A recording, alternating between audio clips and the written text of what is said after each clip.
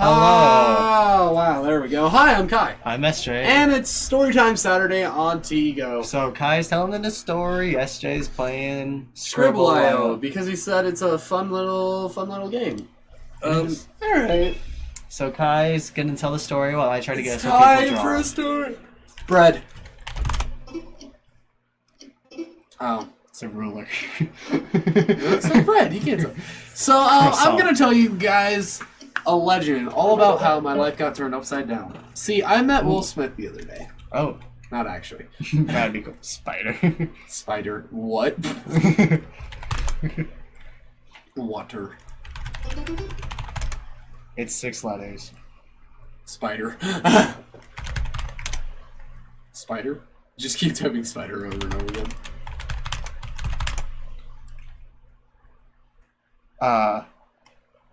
Tree. Trunk? No, bottle.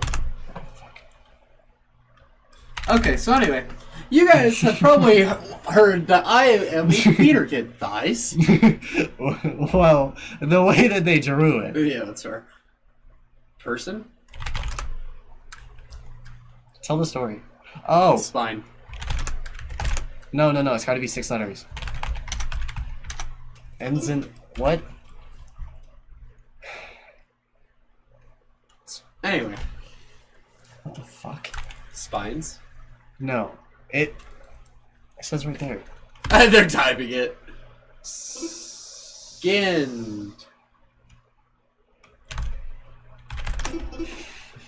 Okay, tell the story. I'm sure. Sorry, I'm more in cap. So, 9th grade year, I started theater at the high school, and tomorrow I'm going on my final high school trip. All the way. Wow, wait. The name is Vagina Manuals. Don't worry about it. It's Oh my 7 God. letters. Tell the story.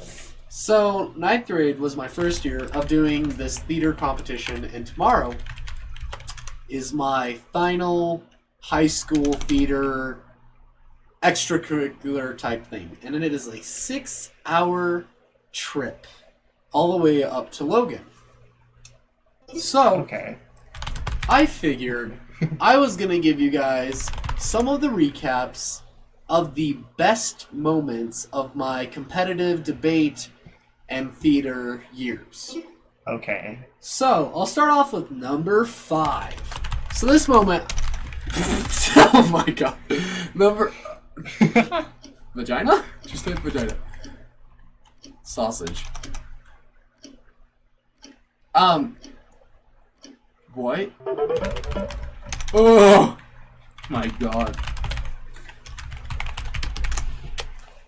Respectfully. HGI left! Okay, tell the story. Sorry. So number 5.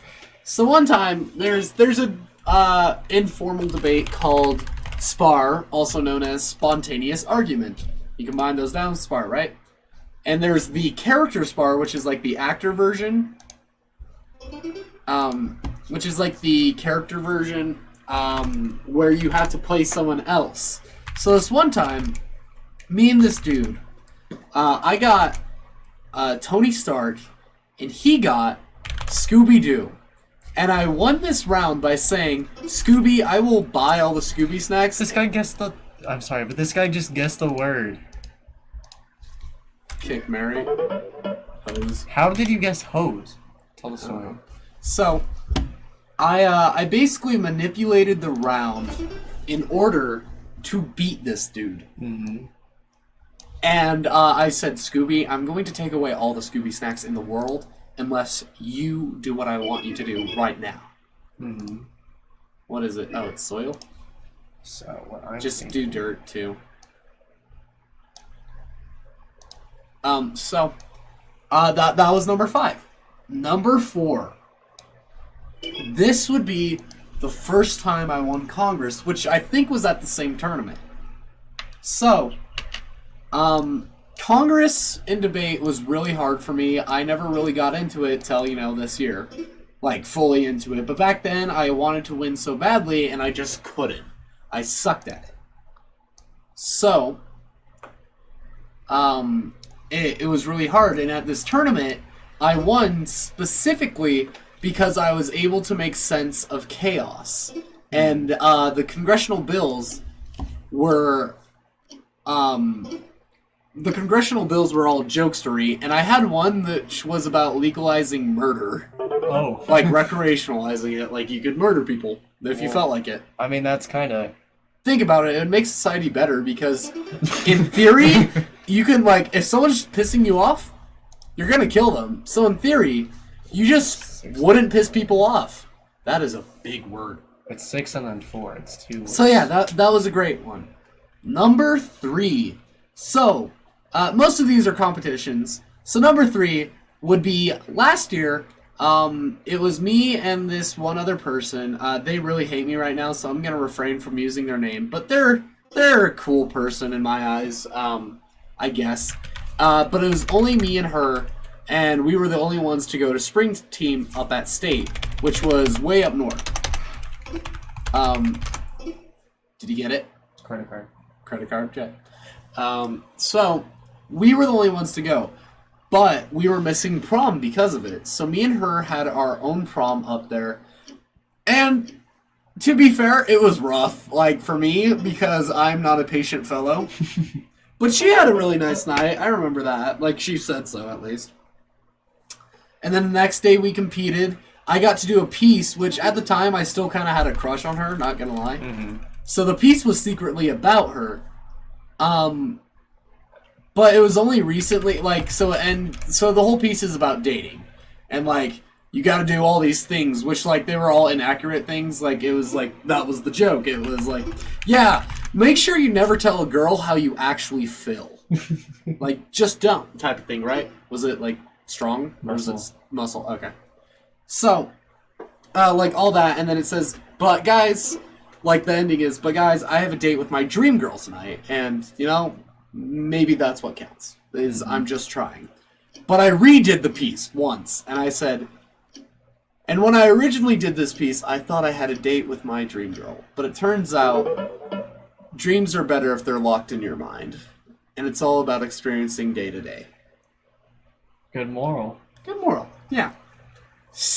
Number 2, Burger King Floods. So I'm like, as you guys can see, there's been more debate things. My first year, actually, how long is this episode so far? Because I might do my top 5 worst moments, too. 7:40. You got plenty of time. Yeah, we'll do my top 5 worst, too. Fuck me in the ass. Quite a bit of fun. SJ's just having a great time. You guys know what a wet dream is? I'll show you. What a wet dream is? What is a wet dream? No, he can't see what... Oh, he took a sword. He can't see what you're saying? No, now he can. Tigo sucks. Oh, we're winning. Kinda. We're like 1 down. Okay. Number 2. So, number 2 is actually going to go to not even time I won, but the first time I performed a piece. It was in a debate competition, but it was a theatrical thing. It was in a debate competition. And it was about this dude that parodied Hamlet. Okay. And the reason it's funny is that year we had Shakespeare competition, which we did Hamlet then as well. Mm-hmm. So I was like, I knew Hamlet very well, and I got to go out in a voice like this and say, I think I know what Hamlet's about, guys. Uh-huh. And then just shit on the play. Like, make it so much different than what it actually was. And people loved it. It was so funny. Probably one of my best pieces I have ever performed up to date. Yeah. And my first one is gonna have to go to a time I actually lost. Oh. So, as you guys know, I've won a lot. Like, I got first at state this year, in my respective school category, you know, like 1A, 2A, 3A, 4A, 5A, 6A, etc., right?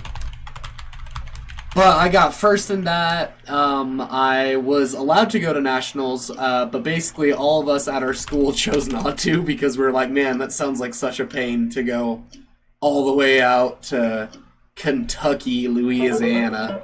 Oh my god. Or Louisville, that's what it is. Palm Tree, dude, oh my god. So, my number 1 is actually when I lost. So, this year I had a killer piece. Mm-hmm. To the point where it actually traumatized several people, so I wasn't allowed to perform it again. So I had to come up with a new piece, and the whole idea of this new piece was essentially go out into the grass and experience Data Kirby. I don't know. What the fuck? So anyway, go out day to day and live, you know, like find something amazing instead of staying in the house being afraid all the time, right? Mm-hmm. So after I lost, because I didn't get into finals, I decided, and I went outside and I laid in the grass. Someone said big dick. Nice. But, yeah, so I laid in the grass, and I learned the moral from that is even if you lose or win, it is not about that, because this is really a truth. Gaslight? I don't know. Gas. Stinky. Gas mask. Oh my god, dude. You and I got it at the same time. Someone says Deadpool. So, yeah, the moral is, whether you win or lose something, learn to enjoy the experience of just getting, because I know this is a cliche phrase, but my god, there are people out in the world that are definitely having a shittier time. And I know that sounds like, you know, toxic, but I'm like, no, think about it. You got to compete and go against other people in a sport of like-minded individuals, and I think that's amazing. Right. So anyway, those are my top 5. McDonald's. Oh, Happy Meal. Wow, that was fast. Happy Hill. McDonald's. French fryers. So, Java left. Here are my top 5 worst moments. I'm like, we got... Everyone got it. We got quite a bit of time, too, so... Take your time telling I'm like, story. plus Little Caesars is going to take a moment, but, Oh, that's a big word. That is a big word. So, top 5 worst moments. I'm going to have to actually think about these. Okay. You got them? Number 5. Number 5. This was Congress Region 10th grade year. This was when I started getting serious about it. I've told the Ass Sweat story about this too, right? Have I told them the Swamp Ass story? About like the really hot chick and then how I got so nervous? I don't know. That'll be number 4. I'm like, okay, I'll get to that. Number 5. So at this tournament, the people's arguments for like, so they were doing burner speeches just to get points. The people's arguments at the end were literally just old men are racist and bigoted, like all of them. And they did this for 30 minutes. And the whole round wound up getting disqualified. What was it based off of? I don't even remember what the fucking bill was, I'm not gonna lie. But they bullshitted for that long that it fucked over the whole round for all of us. IKEA. H-O-V... Oh shit, I was so confident with that. Hover?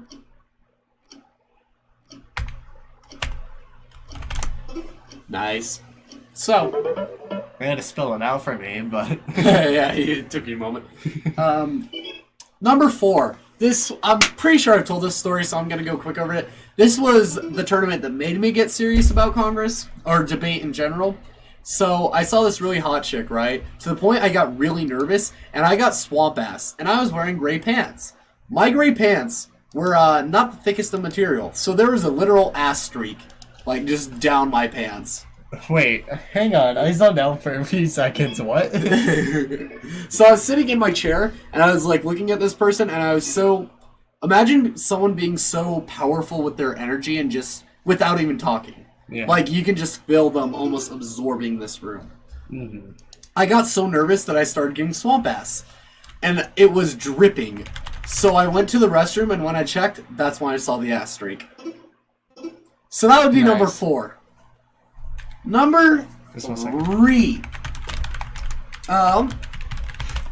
So, number 3. The first year I had to do spring team, I had a partner who absolutely hated me, and I had to deal with, it wasn't that my parents were getting divorced, it was that I suppressed it, and this scene was a divorce scene, so I had to, like, deal with that and bring it back. So it was, like, it was hard. And this person... My scene partner really hated me. Did not help. Number 2 was COVID year. COVID. we were going to put on for our one act, because this is for the spring team competition, for our one act, because there's one act in individual events, which is what I'm doing this year. Mm-hmm. But for our one act, we had to do Oresteia, which was a Greek playwright. But the director at the time, Richard Hill, loved the man, don't get me wrong. Mm-hmm. But the director at the time was pushing me past my limits, and I was like, dude, I do not know how I can do this. And then COVID happened, and I was actually pretty happy about that. Yeah. And number one, there hasn't been like a moment which was overall the worst, but I will say the worst moment of me. So this was the first tournament of the year last year, 11th grade.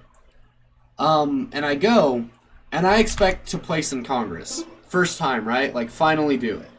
I work my ass off, I make my speeches, like, I am prepped up the ass. Yeah.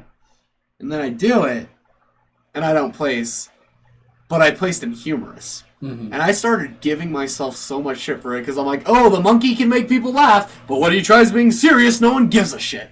I kept doing this, but the director at the time, and I think this is why I really, really loved the director and coach last year, Tara.